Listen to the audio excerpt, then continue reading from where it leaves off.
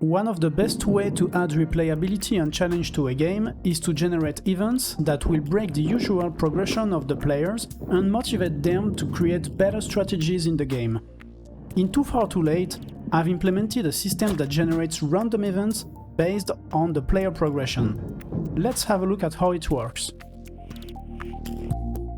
Hi there, I'm Exca, and I'm working on a colony simulation game that mixes survival elements like in Oxygen Not Included with colony management and story generation like in RimWorld.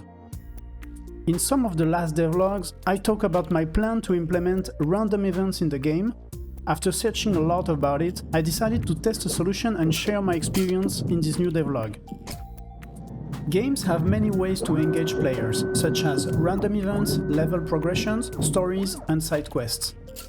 In many indie games, events are either randomly generated or scripted, offering the players a continuous progression into the game's challenges. I inspired myself from RimWorld to create a system that triggers events to challenge the player.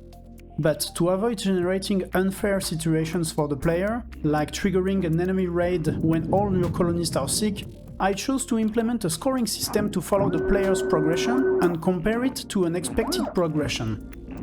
If the player is growing its base fast, mining a lot of materials, producing a lot of oxygen, etc., this AI will understand that the player has no challenge with the game and will trigger an event to slow down its progression.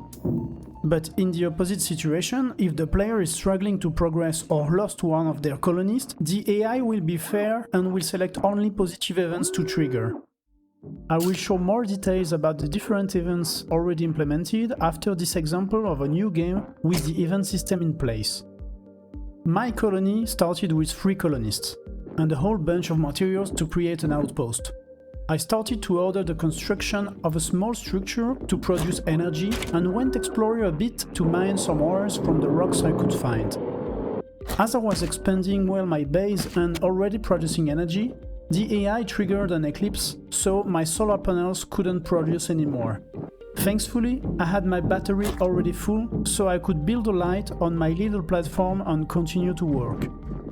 I continued expanding my base, and as all the colonists were tired, I decided to sleep. The next day, as the colonists were finishing the arc furnace and started to produce some ingots of materials, the AI triggered another event, and we lost some of the ingots that were dropped on the floor. I took a break, but forgot to pause the game, and after some time, the AI considered that I was struggling, as I had no progression, and decided to send me a small cargo pod full of construction materials. Every event triggered by the AI is calculated to be fair to the player by defining the most appropriate event based on the game's progress. This results in a unique story for each player. As the player gains more experience, the game will progress faster and events become more intense to create a real challenge to the player. So far, I implemented 5 positive events and 5 negative events. Positive events are aimed to help the player progress faster in the game. The AI can spawn a cargo pod with construction or survival resources, a lander with another colonist, an asteroid crashing near the base that the player can mine to produce a lot of ores, etc. In the negative events, the asteroid can crash right into your base and break a device dysfunction can generate a small explosion, the eclipse can temporarily stop energy production, and the wind can slow down the colonists outside of the base while moving the loose item on the floor until they get out of reach for the player.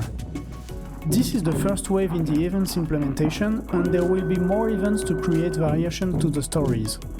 Also, if you have suggestions of events that can challenge or help the player, write them down in the comments or share them on Discord. The best events will be selected to be implemented next.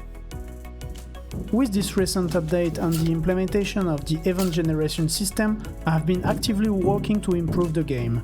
In the last devlog, I've talked about the insights from playtesting sessions and all the feedback received from the testers, which I'm currently implementing.